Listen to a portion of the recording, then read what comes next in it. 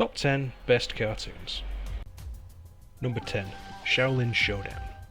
The story of Shaolin Showdown is based around 4 chosen ones who are tasked to collect a group of magic MacGuffins while fighting a variety of weird and wonderful enemies, including a crazy cat lady, an overweight sumo wrestler ninja, and a redhead robot building evil super genius.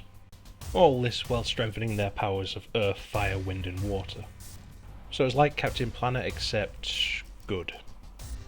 The story's strong, the comedy's funny, and the magic items are creative. All in all, it's a good show. I never bothered watching the follow-up of the Shaolin Chronicles. I thought the show ended well, so I don't think it really needed a sequel. And so, our grand quest begins. Follow me to victory! I have no idea where I'm going. Aang can save the world. Number 9. Avatar: The Last Airbender. It has to be said that Avatar has one of the best examples of balance you can see. It's got the right measure of action with comedy, a bit of drama, suspense. It's just got everything you need, really. And they put so much detail into the character development, there's no character you don't start really caring about. Except for Azula, she's about 3 bags of industrial strength mad bitch. When they followed it up with Legend of Korra, they did a good job. It was the same style and they put so much effort again into the characters and where they'd go from there, but it just wasn't the same really. It was a great show, just wasn't as good. Oh, forget it!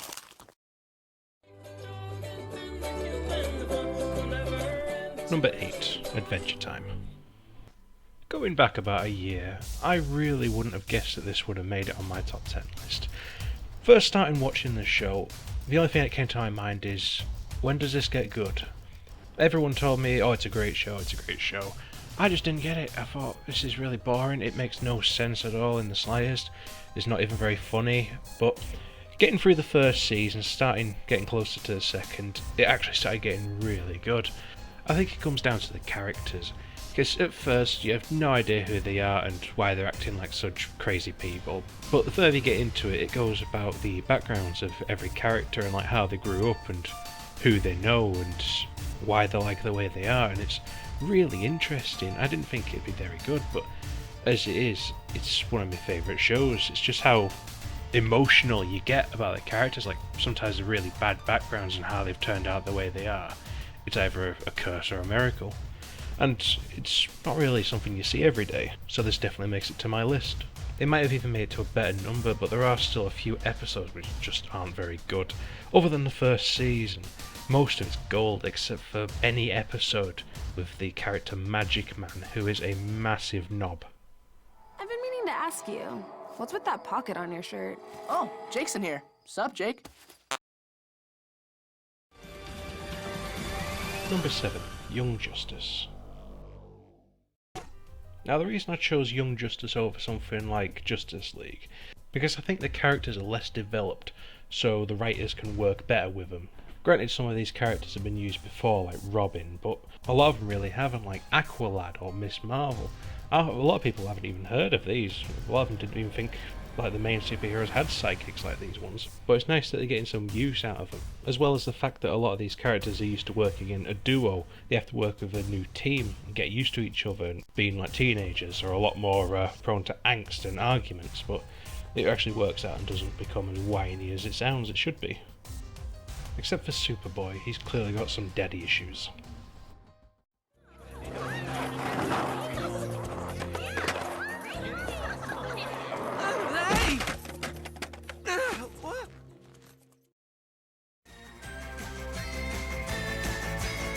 Number 6. Gravity Falls. Taking place in a nowhere town in Bumblefuck, USA, a pair of twins are sent to go visit their great uncle in a strange town where even stranger things happen. The great uncle runs a mystery auditorium, which if anything is the most normal thing in the town, with the town itself being founded by the 8th president on top of a crashed UFO with a long history of occult activity, which might be holding some strange mysteries, and with each character being a joy to be on screen. Even the most hated characters have their redeeming qualities about them. My favourite part of the show is the special guest voice actors such as Mark Hamill, John Oliver, and Weird Al Yankovic. Smile Dip! I thought this stuff was banned in America. Maybe they had a good reason. Oh!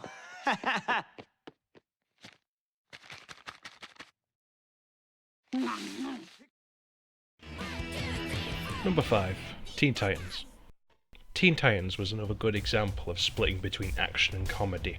Being based around superheroes, it had to be about action, but it didn't take it too far over the line. It still had a light-hearted feel to it, and with a lot of the comedy coming from a slapstick style. They'd go through all the different feelings that normal teenagers would go through, like love, loss, jealousy, trying to fit in, even puberty. The only thing that ruined it was that horrible follow-up, Teen Titans Go. With a far lazier drawing style, it just feels like all the time they put on the original was wasted. Beast Boy!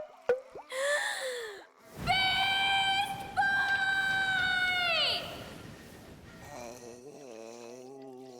Ah, Star? I don't think that's working. Number 4. Steven Universe. Steven Universe is one of the hardest things to talk about, really, because when it comes to other shows, you usually tend to compare them to others, but there's nothing really similar to Steven Universe. It's its own thing. It's certain things that have never really been done or seen before in a cartoon. Even the plot itself is hard to describe and explain. It's one of those shows that you need to really see to understand. But as it is a really great show. There's so many things about it. Like, all the characters are so different and see the world in their own separate ways. One of the key things about the show is they tend to have a lot of songs in it, and if anything, that's one of the best things about it. But the moment that I hit the stage, thousands of voices are calling my name. And I know in my heart it's been worth it all of the while.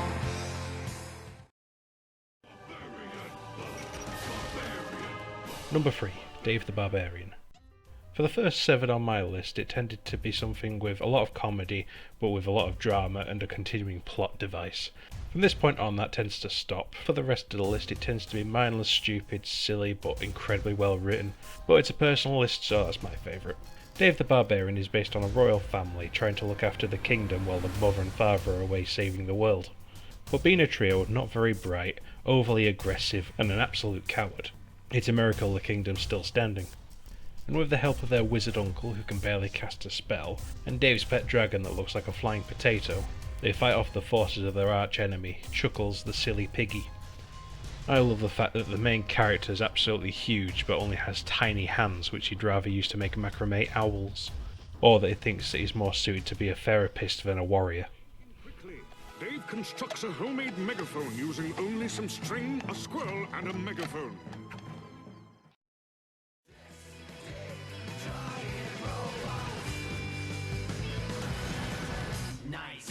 Number 2. Megas XLR. A lot of people say that Avatar was a combination of East and Western design, but the way I see it, I thought Megas XLR seemed to be the earlier stage of this, in not just drawing design, but in cultural combinations of the two.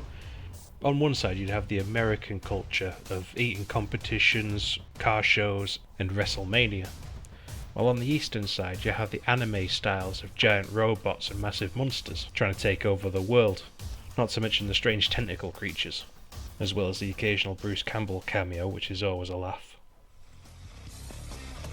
Hello, I'm a singing mechanical fish. Listen to me entertain you. I'm a singing mechanical fish. Listen to me. Number 1. Dan Versus. The story of Dan Versus is about an angry little man who thinks the world's out to get him, so he's going to try and take revenge on it. I have to say that the first minute of the first episode won me over to this show immediately, with just this line. I don't care who the IRS sends, I am not paying taxes. It's not just people who he's out to get revenge on, it's places, countries, items, companies, anything. If they've done the slightest bit of wrong to him, he's going to get his revenge tenfold, and the trips he goes through to get this revenge is unbelievable, such as kidnapping, defiling Native American burial grounds, and flooding Canada. And that's why this is my number 1 choice for best cartoon. Where are my knucks? Brass knuckles are illegal in California and the rest of the country. They've been confiscated. Confiscated? Confiscated? Dan, don't. Confiscated! I can't believe this! Those were a gift from my mother! How dare you! I'm gonna confiscate this water!